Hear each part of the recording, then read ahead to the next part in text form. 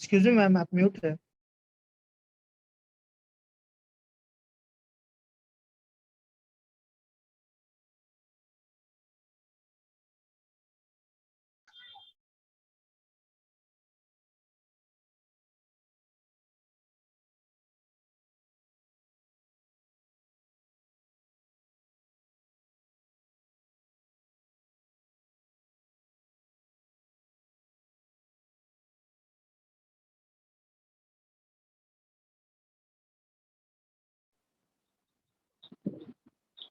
Ma'am, you are not audible, ma'am.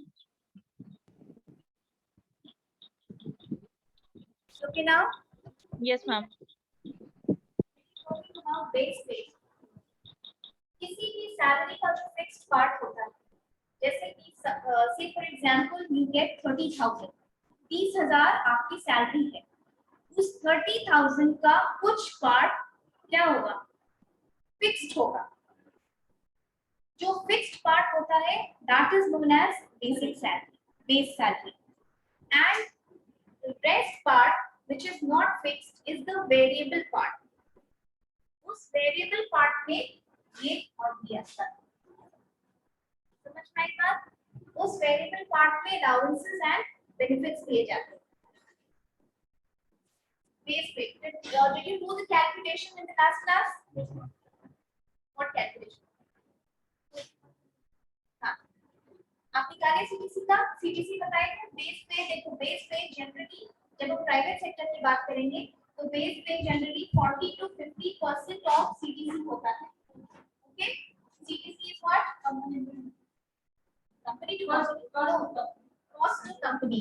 And what does that mean? जो organisation को employer को खर्च हो रहा है CTC, that is CTC. For example, if your CTC is 11 lakh, which means that you are on you, I mean hiring you has costed the company how much? 11 lakh. Okay? Government sector में जब आप ये बात हम तुमको last class में बता रहे थे, ये समझाना मुश्किल होता है ऑनलाइन। ये तो समझ गए तुम बेस पे अभी न्यू कोड आया है, लेबर का न्यू कोड आया है, उसमें गवर्नमेंट ने ये स्पेसिफाई किया है कि आप सैलरी का 50% आपको रखना ही होगा। हाँ, 50% बेसिक आप रखिए। पहले कंपनीज क्या करती थी, जैसे मान लो 30,000 रुपया सैलरी दे रही है तो ये क्या करती थी 40% इसका। 40% कितना होगा? 12,000। सोचो कितना कम वो बेसिक सैलरी रखती थी, ठीक है? और बाकी जितना है उसको किससे कॉम्पेंसेट करती थी? Allowances and other things. तो उस केसेस में क्या होता है ना कि बेसिक सैलरी तो फिक्स्ड पे होती है, ठीक है, वो तो देना ही देना है। अलाउंसेस और बेनिफिट्स दे करके कंपनी अपना कुछ पैसा बचाती है, okay. But when you talk about the new labor code has directed employers to make 50% of contribution to in your CTC, तो बेसिक। और देखिए मान लीजिए गवर्नमेंट सेक्टर का आप कोई रिक्रूटमेंट देखते हैं, उसका रिक्रूटमेंट इस तरीके से आप जब देखेंगे रिक्रूटमेंट का पेज आपको ऐसे दिखेगा 40,000 145 80,000। अगर ये ऐसे दिखे तो इसका क्या मतलब हुआ? बेसिक का 40 से लेकर 80 तक जा सकता है। 40 से लेकर के 80 तक सैलरी एक पर्टिकुलर लेवल पे जा सकता है। पे लेवल मान लो कि ये इनर मैट्रिक्स है, उसके बाद इनटू मैट्रिक्स है, यानी किसी को देखो रेस तो दिया जाता है प्रमोट करके ऊपर, लेकिन किसी कारण से अगर रोका जाए, you can stop an employee to this level only till his basic salary is 80,000, because above 80,000 you're not supposed to retain that person in this level. He mandatorily has to be promoted to the next level. ठीक है, ये समझ में आया आपको? अगर कई बार आप रिक्रूटमेंट का पेज देखेंगे ना तो आपको ऐसे मिलेगा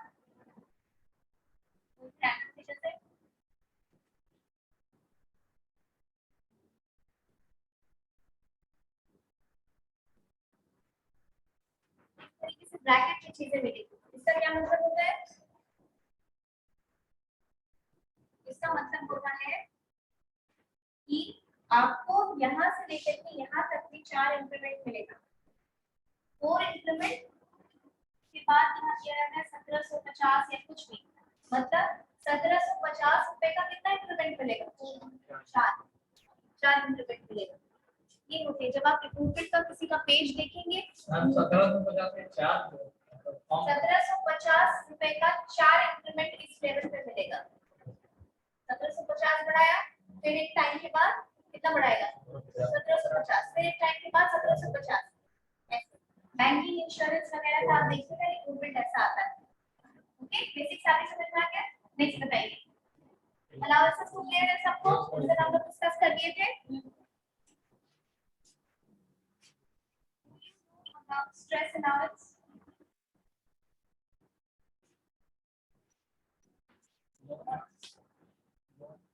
loan, loan. No, this is allowed, it's not loan.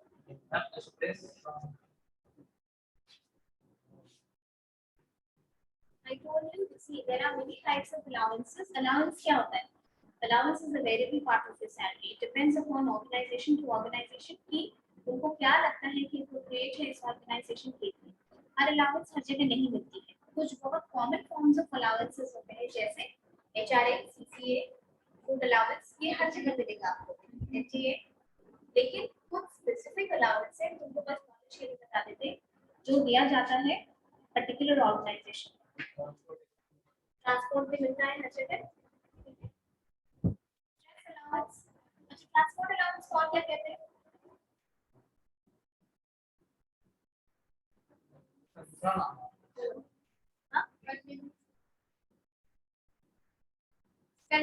इसीलिए पूछे कन्वीनियंस, कन्वेंस। देखिए कन्वीनियंस अलाउंस बोलते हैं बहुत सारे बच्चे। कन्वीनियंस मतलब क्या होता है? सहूलियत। Conveyance is transportation. Stress allowance is given to that nature of work जो कि जिसमें कि बहुत स्ट्रेस इन्वॉल्व है। जैसे हम पहले भी एग्जांपल में आपको बता चुके हैं कि एयरपोर्ट अथॉरिटी ऑफ इंडिया है। एयरपोर्ट से आप क्रॉस करते हुए वहाँ लोगो देखे होंगे। ये गवर्नमेंट ऑर्गेनाइजेशन है जो एयरलाइंस को फैसिलिटी प्रोवाइड करती है, यानी एयरपोर्ट बनाना, एयरपोर्ट का मैनेजमेंट करना, एयरपोर्ट पे जितना आप बैनर वगैरह एडवर्टाइजमेंट वगैरह देखते हैं ना, जितने फूड स्टॉल्स देखते हैं, सीसीटीवी वगैरह है पटना एयरपोर्ट के सामने में, ये सब का रेवेन्यू कौन लेता है? ये सब रेवेन्यू कौन लेता है? Airport authority. पूरा एयरपोर्ट का management is done by airport authority. Okay, वहां पर दो डिपार्टमेंट है, CNS which is responsible for, दो इंपॉर्टेंट डिपार्टमेंट है, बाकी भी बहुत सारे डिपार्टमेंट्स हैं जो कि मशीन, सारी मशीन का मेंटेनेंस सीएनएस करती है, चाहे वो डिस्प्ले बोर्ड हो, चाहे वो डिस्प्ले बोर्ड हो, यूएसबी हो, या फिर बैकअप हो, एक्सरे बेल्ट हो जिससे आपका सामान एक्सरे होता है, कंप्यूटर्स हो, जो भी जितना भी रडार सिस्टम हो, एयरपोर्ट लैंडिंग सिस्टम हो, जो भी है वो है। लेकिन there is another branch which is there is another thing which is known as ATC, air traffic control. ये भी एयरपोर्ट अथॉरिटी का एक डिपार्टमेंट है। इसमें क्या होता है कि people who are employed in ATC, they are supposed to talk to the pilots. Okay, they are supposed to talk to the pilots. और आप बिना बताए ये बात समझ सकते हैं कि अगर ATC का काम कितना स्ट्रेस वाला हो सकता है।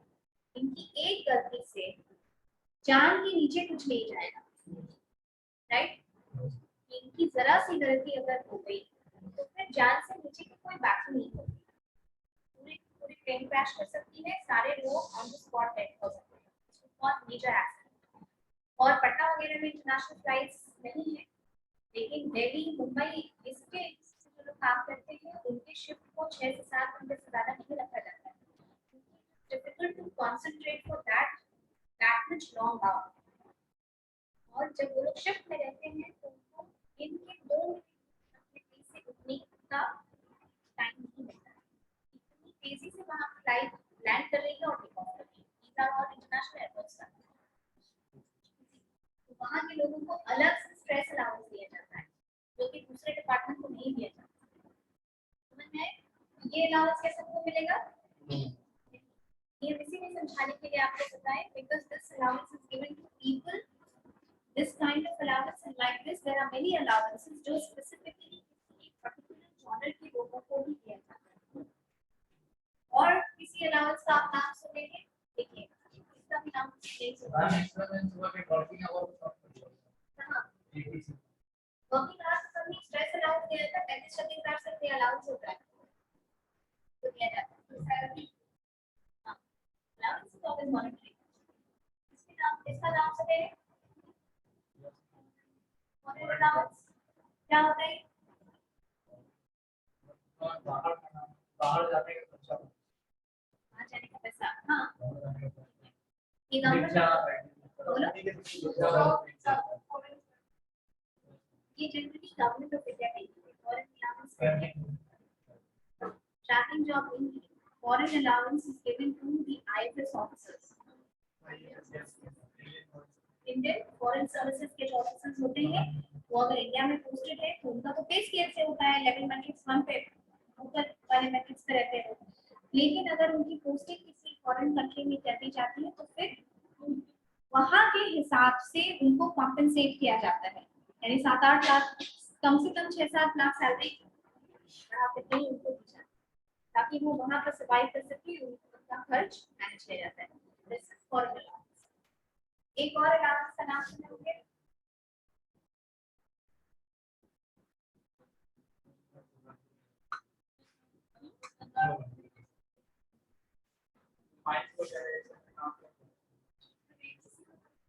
Air traffic control. ठीक है, जस्ट आप सेंटर जगह पर पोस्टिंग आप जस्ट आप इंडियन आर्मी मतलब जम्मू कश्मीर पोस्टिंग आप उसका नाम जरूर किया जाता है, तो फिर सभी 80,000 किया जाता है। that is different thing, that is different thing, compensate किया जाता है। ऑफ कोर्स आप ये समझेंगे उसी तरीके से।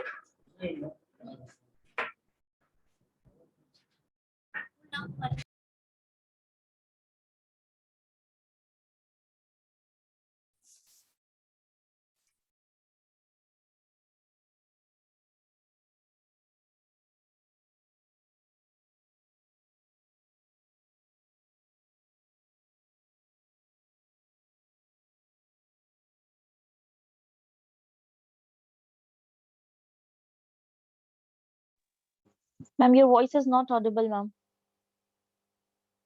ऐसी कंट्रीज में उनकी पोस्टिंग होती है इंडियन फॉरेन सर्विसेज में ऑफिसर्स की, तो उनको डेंजर तो होता है लाइफ का। बहुत सारी मतलब हमारी जो फॉरेन पॉलिसी है उसके तहत हम फिल्टर करते हैं कि ऐसे ऐसे कंट्रीज में जब लोगों को भेजा जाएगा तब उनको डेंजर अलाउंस के तरीके से भी मिलता है। Understood? This was all about allowance. Allowance के lot. Now move on to benefits and incentives. मतलब डिपेंडिंग अपॉन जो सैलरी मिल रही है उसके अलावा। हाँ, क्योंकि सिर्फ अगर तुम इंडियन पेरोल पे अमेरिका चली जाओगी तो वहाँ टैक्स और ट्रांसपोर्ट का कॉस्ट देते रहते you not be able to pay, afford ही नहीं कर सकते हो। वहाँ ट्रांसपोर्ट बहुत महंगा है and there is no help there. हमारे यहाँ लेबर इतना सस्ता है, इंडियन लेबर यहाँ हमारे मैन्युफैक्चरिंग हम क्यों एशिया में क्यों आते हैं वहां से कंट्रीज यहाँ काम करवाने के लिए? लेबर बहुत कम है। जर्मन लेबर को काम करवा सकता है, यहाँ की 5 लेबर के बराबर सैलरी वहाँ के 1 लेबर को देना पड़ेगा। तब इसीलिए इतनी महंगी महंगी कार्स चाइना, इंडिया, वियतनाम ऐसी कंट्रीज में काम करते हैं। हमारे यहाँ लेबर कॉस्ट क्या है? हमारे यहाँ लेबर इतना सस्ता है कि 1500 रुपए में से लेकर के 2000 में हम झाड़ू पोछा बर्तन करने के लिए रूम में रखते हैं, राइट? हमारे यहाँ इतनी गरीबी है कि अगर उसको ही तुम 50 रुपए दोगे तो वो तुम्हारा और छोटा मोटा काम कर देगा, right? But there you don't have this facility, you have to do things on your own, and if you're hiring help you have to pay them as much as is governed by the government. आप government से कम अगर तुम पे किए, चाहे आप कोई भी हो, तो आपके ऊपर आपको फिर पुलिस अरेस्ट कर लेगी। मैम रेट फिक्स तो रेट फिक्स तो बढ़ा नहीं सकते। जैसे यहाँ पर क्या है, मिनिमम वेजेस एक्ट है कि नहीं, न्यूनतम मजदूरी, उसके नीचे अगर देती है कोई कंपनी तो उसके ऊपर केस किया जा सकता है। पर अनएम्प्लॉयमेंट इतना ज्यादा है कि तुम एक जाओगे तो 10 पीछे पड़ेंगे आने के लिए। Foreign companies सब जाता है तो They have आबादी they have fixed standards. और दूसरी बात है कि उनका सरकार से गवर्न है। Do you remember this everything? Like the labor cost is not, the labor cost is too high there because that is a country where per capita income is high. उनका standard of living ज़्यादा है क्योंकि population कम है, resources ज़्यादा है, they are developed countries इसीलिए। There was a case I remember in 2012, Indian ambassador थी वहाँ पर, उसका नाम था देवरानी खोब्रागढ़। Okay? वो Indian foreign services में थी, Indian officer थी जो अमेरिका में appointed थी और उसकी जो हाउस में काम कर रही थी, उसने जाके कंप्लेन कर दिया था कि हाँ जितना गवर्नमेंट फिक्स करके रखी है रेट उससे कम मुझे पेमेंट मिलता है। उसको अरेस्ट कर लिया गया। इमेजिन इंडियन फॉरेन सर्विसेज के ऑफिसर को अरेस्ट कर लिया गया इसलिए कि वो अपने रेट को कम पैसा दे रही है। बाद में फिर अपनी जो पॉलिसी वगैरह थी इंडियन गवर्नमेंट ने भी थ्रेटन किया कि अगर आप हमारे ऑफिसर को तुरंत रिलीज नहीं करेंगे तो हम आपकी जो यहाँ पे डिप्लोमेट है उसका सिक्योरिटी हटा देंगे। वहाँ से हम सिक्योरिटी हटा देंगे। नैन्सी पावेल थी उस वक्त। और अमेरिका ऐसी कंट्री है जिसके लोगों को तो आधी दुनिया मार नहीं जाती, राइट? तो अगर उसके डिप्लोमेट को हटा दिया जाता इंडियन सिक्योरिटी तो बहुत चांसेस था कि इंडिया में कोई मार देता उनको जो बाहर का था। फिर उसको रिलीज किया गया। बाकी ये रूल है कि आप Indian diplomats they can not be arrested. का केस अलग से इटली का केस हुआ था ना जिसमें कि 2 इंडियन फिशरमैन को मार दिया, जो 2 मछुआरों को मार दिया गया था गलती से। तो ये सारी चीजें फॉरेन रूल्स में है। Next you come to benefits and incentives. What is benefit and incentive? Compensation का बोनस देना था और मतलब ऑर्गेनाइजेशन के बाहर प्रोवाइड किया था, ऑर्गेनाइजेशन के अंदर प्रोवाइड किया था। इसका हम कोई ज्ञान दे सकते हैं, हमें बहुत या फ्लेक्सिबल टाइम मिल सकता है। भाई के अनुसार टाइम तो साथ दिन का काम करने या तो या फिर साथ दिन का सारा फ्लेक्सिबल टाइम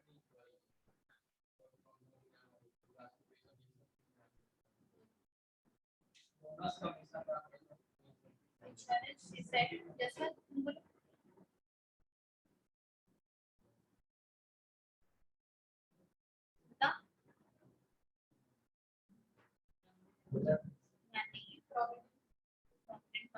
बेनिफिट्स कितने टाइप का होता है? 2 मेन टाइप जो पढ़ाए थे, statutory benefits and non statutory benefits. पहले बेनिफिट्स पढ़ लिया आपको।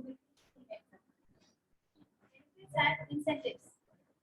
बेनिफिट्स का क्या मतलब होता है? See the role of human resource management, the role of HR and human resource management has come a long way from just treating humans as somebody who would come and slog their hours of work at office and go back home.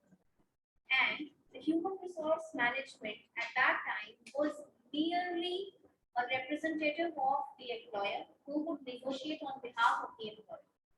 Negotiate salary, that's it, and maintain paperwork.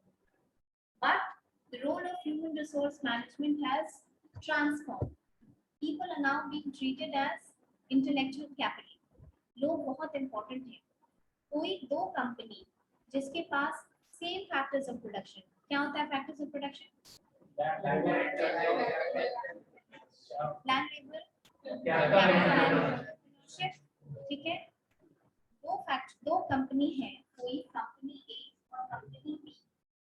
अगर इसके पास भी same factors of production है, इसके पास भी same factors of production है, लेकिन what will make this company different from this company will be its people.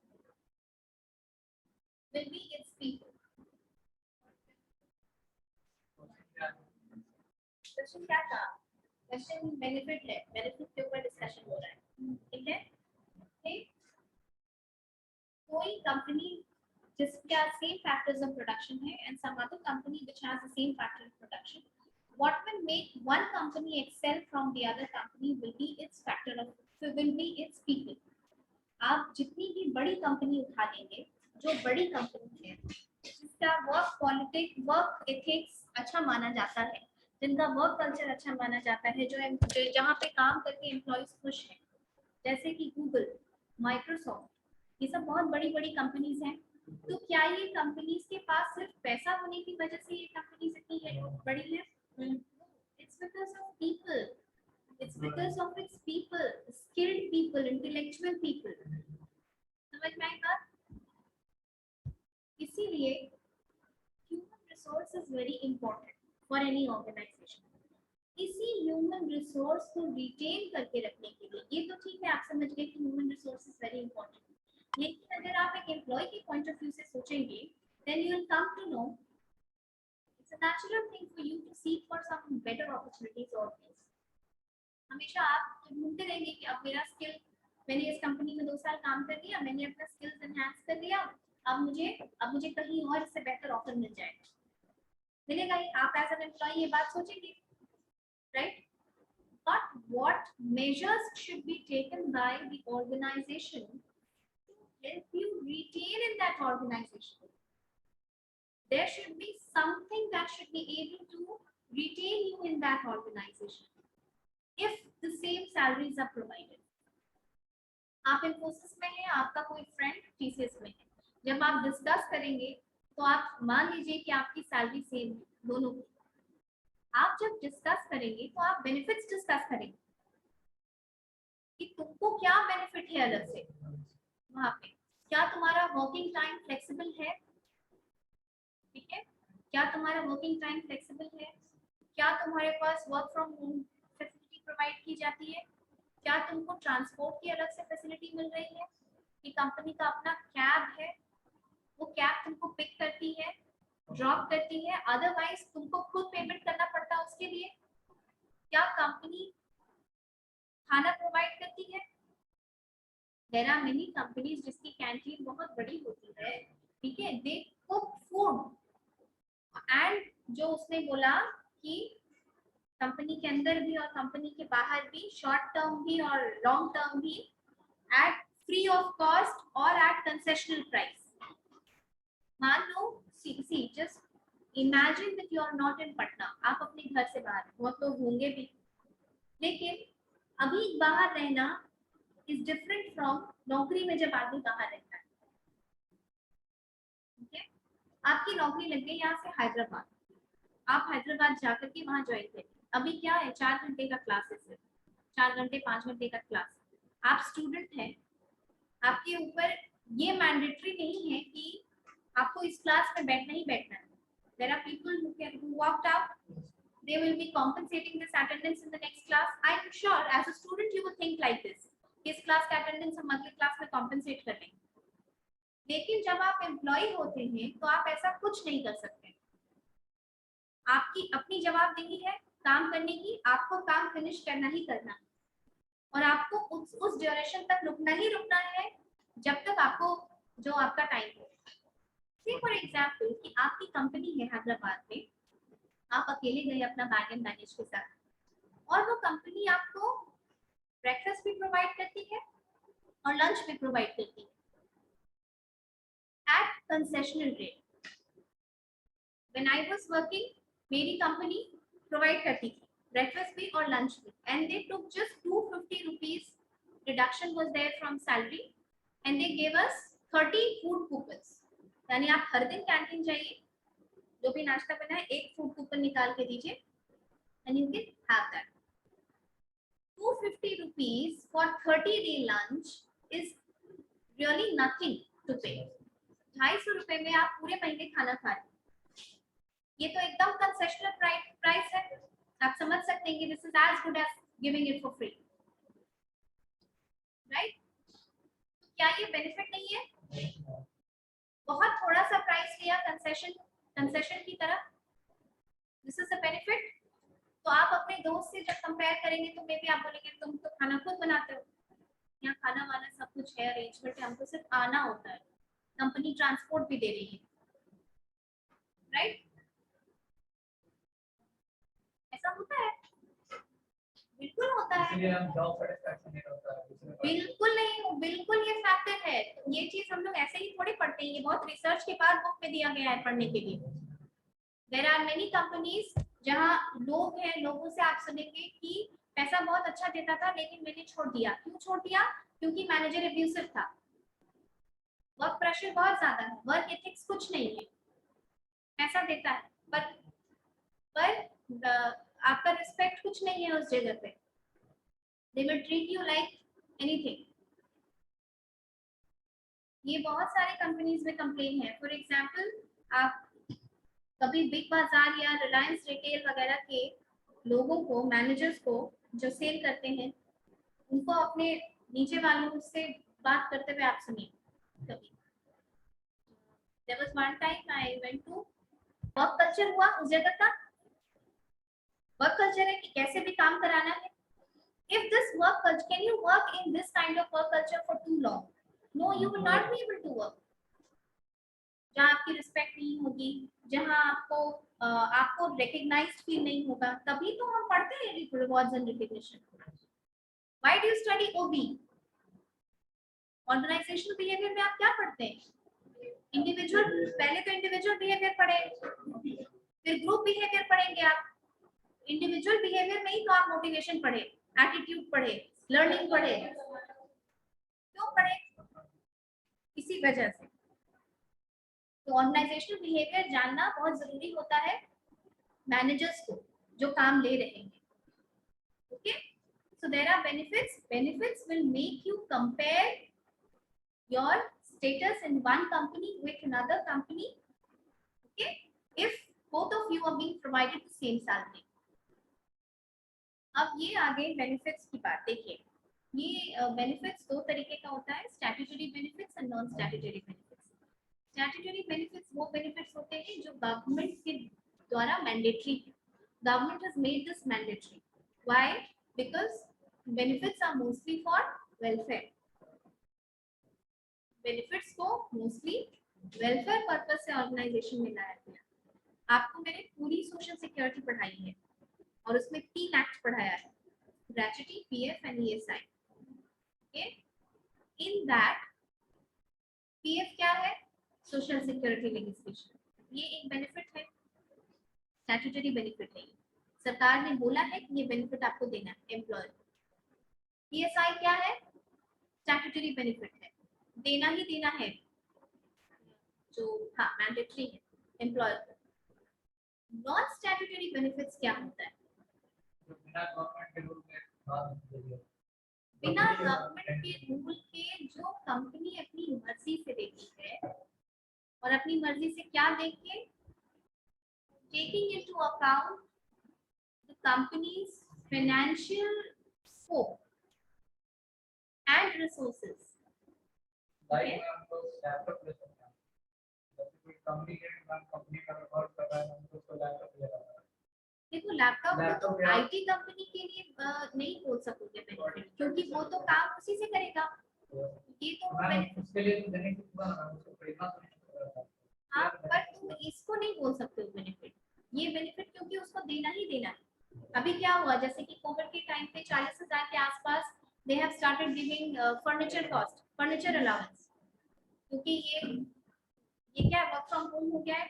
बहुत सारी कंपनी अनाउंस कर दी है कि 2022 के पहले हम कंपनी नहीं खोलने वाले, and you can not sit on your bed with your head bent like this for too long. अगर आपको 10-11 घंटे काम करना है, आप ऐसे काम नहीं कर सकते, आपको बैक का प्रॉब्लम हो जाएगा। इसीलिए 40,000 के आसपास में फर्नीचर अलाउंस दी है कि आप एक टेबल चेयर खरीदें। वर्किंग कंडीशंस में कोविड के कारण, ठीक है। बेनिफिट्स में देखो कैसे है, जैसे कंपनीज लेयर करने के लिए, जैसे अपने नीचे के भी एम्प्लॉइज को, नीचे के एम्प्लॉइज माने क्या, सीनियर एग्जीक्यूटिव वगैरह को भी, जैसे कि अमेज़न का कूपन मिला, 2,000 रुपए 3,000 रुपए का कूपन दिया मंथली, जबरदस्ती का, बिना किसी नीड के, और कंपनी बोलेगी कि आप 1 महीने में जो खरीदने का मन है आप खरीद सकते हैं, 2,000-3,000 का। जो मैंने खरीदो, नाइकी का शूज खरीदो, जैकेट खरीदो, whatever, that's like a benefit, that's like a gift to you, free gift। जो बहुत ऊंचे तबके के एम्प्लॉइज हो जाते हैं, for example somebody who is as high as vice president, CEO, इस लेवल के जो लोग होते हैं, आपको लगता है कि उनकी सैलरी में, जिनकी खुद की सैलरी 70-80 लाख है, उसके सैलरी में अगर 5 लाख का इंक्रीमेंट दिया जाएगा तो उसको कोई फर्क पड़ेगा? फर्क पड़ेगा। वैसा फर्क हमारे जैसे मिडिल क्लास लोगों को पड़ता है, राइट? क्या फर्क पड़ा? कोई फर्क नहीं पड़ा। या उनको दे भी दोगे तो उनको कोई फर्क नहीं पड़ेगा, वो कहीं और बहुत अच्छी अपॉर्चुनिटी पे ज्वाइन कर सकते हैं। और इस लेवल के जो एम्प्लॉय होते हैं ना, इनका डिमांड बहुत ज्यादा होता है, इनकी डिमांड बहुत ज्यादा होती है। आप सोचिए कि they are the thinking tank of any organisation, और उनको रिटेन करने के लिए कंपनी कुछ भी करती है, तब इनको बहुत सारे अलग अलग ऑप्शंस भी दिया जाता है। This we will discuss in the next class. Okay, I'll